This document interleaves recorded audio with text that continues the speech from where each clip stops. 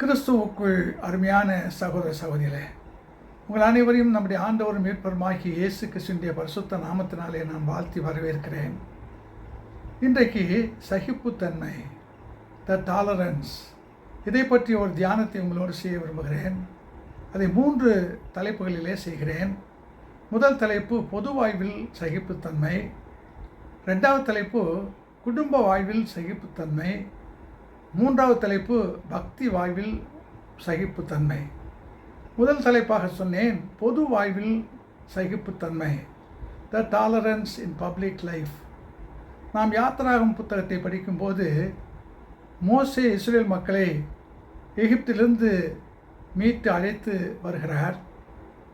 அப்படி அழைத்து வருகிற மோசேயை 430 ஆண்டுகளாக அடிமைகளாக தலைமுறையாக இருந்த நம்மை பார்வோனோடு போராடி மீட்டு மோசே அழைத்து வருகிறார் என்று சொல்லி நினைத்து பார்த்து இஸ்ரேல் மக்கள் தங்களுடைய நன்றியை மோசேக்கு செலுத்தாமல் ஒவ்வொரு முறையும் மோசேக்கு விரோதமாக பேசி முறுமுறுத்தார்கள்.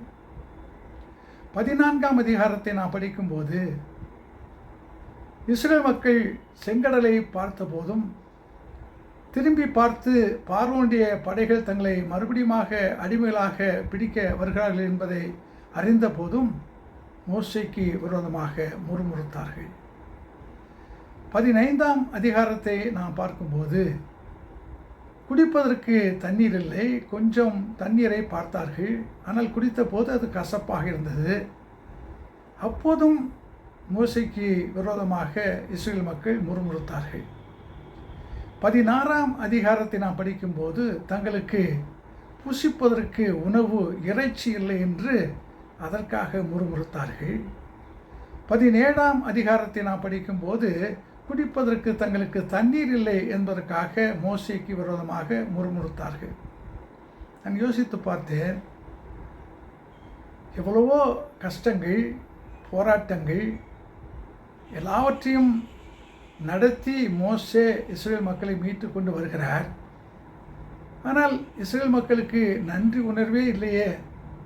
ஒவ்வொரு முறையும் தனக்கு எதிராக பேசுகிறார்கள், முறுமுறுக்கிறார்கள். இவர்களுக்கு போய் ஏன் நான் உதவி செய்ய வேண்டும் என்று மோசே தன்னுடைய பணியை விட்டு போகவில்லை. தொடர்ந்து இஸ்ரேல் மக்கள் முறுமுறுத்தாலும் எதிர்த்து பேசினாலும் மிகுந்த சகிப்புத்தன்மையோடு மோசே தன்னுடைய பணியை செய்தார். தலைமை பொறுப்பில் இருக்கக்கூடிய ஒருவர் எவ்வளவு சகிப்புத்தன்மையை உடையவராக இருக்க வேண்டும் என்பதற்கு மோசே ஒரு நல்ல அடையாளமாக நமக்கு இருக்கிறார். 2வதாக நான் சொன்னேன், குடும்ப வாழ்க்கையிலே சகிப்புத்தன்மை, த டாலரன்ஸ் இன் ஃபேமிலி லைஃப். நாம் 1 சாமுவேல் புத்தகத்திலே 1ஆம் அதிகாரத்தை படிக்கும்போது எல்கானா என்பவருக்கு 2 மனைவிகள். மூத்த மனைவி அன்னாள், அவருக்கு குழந்தை இல்லை. 2வது மனைவி பெனினாள், அவருக்கு குழந்தைகள் இருந்தார்கள். குழந்தை பெற்ற பெனினால் குழந்தை இல்லாமல் இருந்த மலடியாயிருந்த அன்னாளை மனம் மடிவாக்கினால், அவரை ஏசினால், பேசினால், அவருடைய மனது வேதனைப்படும்படியாக பல நேரங்களிலே பேசினார் என்று சொல்லி நாம் பார்க்கிறோம். அப்படி பெண்ணினால் பேசின போது நான் அந்த அதிகாரத்தை திரும்ப படித்து பார்த்தேன். தனக்கு எதிராக பேசுகின்ற அந்த பெனினாளுக்கு எதிராக அன்னாள் தன் வாயை திறந்து எதிராக ஒரு வார்த்தையும் பேசவில்லை. 1 சாமுவேல் புத்தகம் 1ஆம் அதிகாரம் 6ஆம் 7ஆம் வசனத்தை படிக்கும்போது பெனினாள் பேசினதினாலே அன்னாள் அதை கேட்டு அழுதார் என்றும் சாப்பிடாமல் வேதனைப்பட்டார் என்றும் சொல்லி தான் நாம் படிக்கின்றோம். ஒரு வார்த்தையும் கூட பெண்ணினாளுக்கு எதிராக பேசவே இல்லை. பெண்ணினாளுக்கு எதிராக பேசினால் குடும்பத்திலே குழப்பம் ஏற்படும். அந்த குடும்பத்திலே 3 பேர் இருக்கிறார்கள். இப்படிப்பட்ட நிலையிலே எதிர்த்து பேசினால் குழப்பம் ஏற்படும், குடும்ப வாழ்வு வீணாகி போய்விடும் என்று சொல்லி அன்னாள் மிகுந்த கவனத்தோடு பெண்ணினாளுக்கு எதிராக எந்த எதிர்ப்பான வார்த்தைகளையும் பேசாமல் சகிக்கிறாள். சகிப்புத்தன்மை. அன்னாளுக்கு துக்கம் ஏற்பட்டது, சாப்பிட முடியாத இக்கட்டான நேரம் வந்தது. அப்போது அன்னாள் ஆண்டவருடைய ஆலயத்திற்கு சென்று அங்கே ஆண்டவருடைய பாதத்திலே நீண்ட நேரம் ஜெபித்தார். தன்னுடைய இதயத்தை தண்ணீரை ஊற்றுவதைப் போல ஆண்டவருக்கு முன்பதாக அதை ஊற்றி உருக்கத்தோடு ஜெபித்தார் என்று சொல்லி நாம் படிக்கின்றோம். பொறுமையோடு சகிப்புத்தன்மையோடு இருந்த அன்னாள் குடும்ப வாழ்க்கையில் எதிர்த்து பேசினால் குழப்பம் ஏற்படும். பொறுமையோடு இருந்தால், சகிப்புத்தன்மையோடு இருந்தால் அதற்கு நல்ல பலன் கிடைக்கும் என்பதற்கு அன்னாள் ஒரு அருமையான அடையாளமாக மாதிரியாக இருக்கிறார். நான் மூன்றாவதாக சொன்னேன், பக்தி வாழ்க்கையிலே சகிப்புத்தன்மை. டாலரன்ஸ் இன் ஸ்பிரிச்சுவல் லைஃப். நாம் அப்போஸ்தலர் நடவடிக்கைகள் புத்தகத்திலே 16ஆம் அதிகாரத்தை படித்தால், பரிசுத்த பவுல் அசுத்த ஆவி பிடித்த ஒரு பெண்ணுக்கு சுகத்தை கொடுக்கிறார். ஒரு நன்மையைத்தான் செய்தார். நன்மையை செய்த பவுலை அந்த ஊர் மக்கள் வாழ்த்தி இருக்க வேண்டும், பாராட்டி இருக்க வேண்டும், மாலை மரியாதை செய்து பவுலுக்கு மதிப்பை கொடுத்திருக்க வேண்டும். ஆனால் அதற்கு மாறாக அப்போஸ்தலர் நடவடிக்கைகள் புத்தகம் 16ஆம் அதிகாரம் 22ஆம் வசனத்தை நாம் பார்க்கும்போது, 23ஆம் வசனத்தை பார்க்கும்போது, பவுலையும் சீலாவையும் அவர்கள் அடித்து ஆடையை கிழித்து சிறையிலே போட்டார்கள். இங்கேயும் கூட பவுலாக சீலாவாக தங்களுக்கு எதிராக இப்படி அடித்து ஆடையை கிழித்து சிறையிலே போடுகிறார்களே, ஒரு நன்மையை தானே செய்தோம், ஆண்டவருடைய ஊழியத்தை தானே செய்தோம், ஆண்டவருடைய திருப்பெயரால் ஒரு பெண்ணுக்கு சுகத்தை தானே கொடுத்தோம் என்று சொல்லி அவர்கள் ஏன் எங்களை அடிக்கிறீர்கள், ஏன் எங்களுடைய ஆடையை கிழிக்கிறீர்கள், ஏன் எங்களை சிறையிலே போடுகிறீர்கள் என்று சொல்லி எதிர்த்து ஒரு வார்த்தையும் பேசவில்லை. பொறுமையோடு இருக்கிறார்கள். சகிப்புத்தன்மை. சிறையில் போட்டபோது நடுராத்திரியிலே கர்த்தரை நோக்கி ஜெபித்து கர்த்தரை துதித்தார்களே தவிர, தங்களுக்கு இடையூறு செய்த, தங்களை அடித்து தங்களுடைய ஆடையை கிழித்து சிறையிலே போட்ட அந்த மனிதர்களுக்கு விரோதமாக பவுலும் சீலாவும் எதையும் பேசவில்லை. பொறுமையோடு சகிப்புத்தன்மையோடு இருக்கிறார்கள். பக்தி வாழ்க்கையில் சகிப்புத்தன்மை ரொம்பவும் அவசியம்.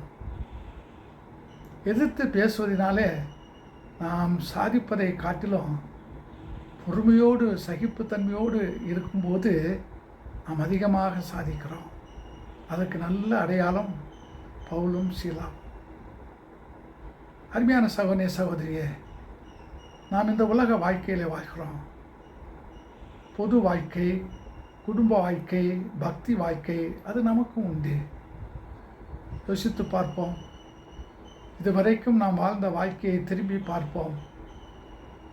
நம்முடைய வாழ்க்கையில் மற்றவர்கள் நம்மை இடையூறாக பேசும்போது, குறைத்து பேசும்போது, குற்றப்படுத்தி பேசும்போது, திட்டும்போது நாம் எப்படி இருந்திருக்கிறோம்?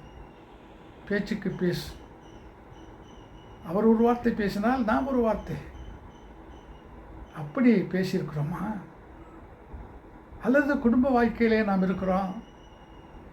குடும்பத்தில் யாராவது ஒருவர் குழப்பத்தை உருவாக்குவதற்காக எதையாவது தவறாக பேசினால் அந்த சமயத்தில் நாம் எப்படி இருந்திருக்கிறோம், எப்படி இருக்கிறோம், இனிமேல் எப்படி இருக்க போகிறோம் சிந்தித்து பார்ப்போம்.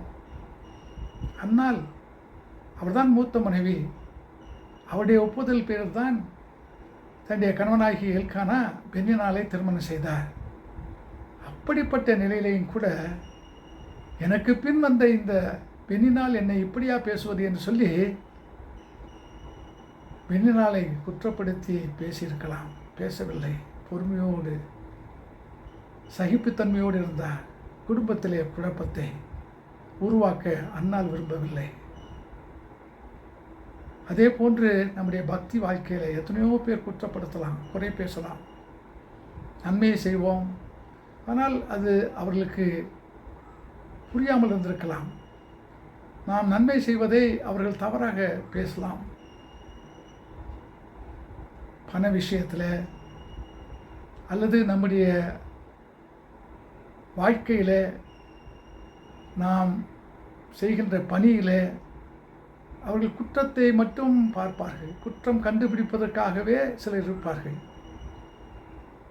அந்த நேரத்தில் நாம் குற்றப்படுத்துகிறவர்களை, குறை சொல்ல விரும்புகிறவர்களை பார்த்து நாமும் எதிர்த்து அவளை பற்றி பேசினால், நீ என்ன சரியா என்று சொல்லி பேச ஆரம்பித்து விட்டால் நம்முடைய பக்தி வாழ்க்கை நிச்சயமாய் அதில் ஒரு குறை ஏற்பட்டுவிடும்.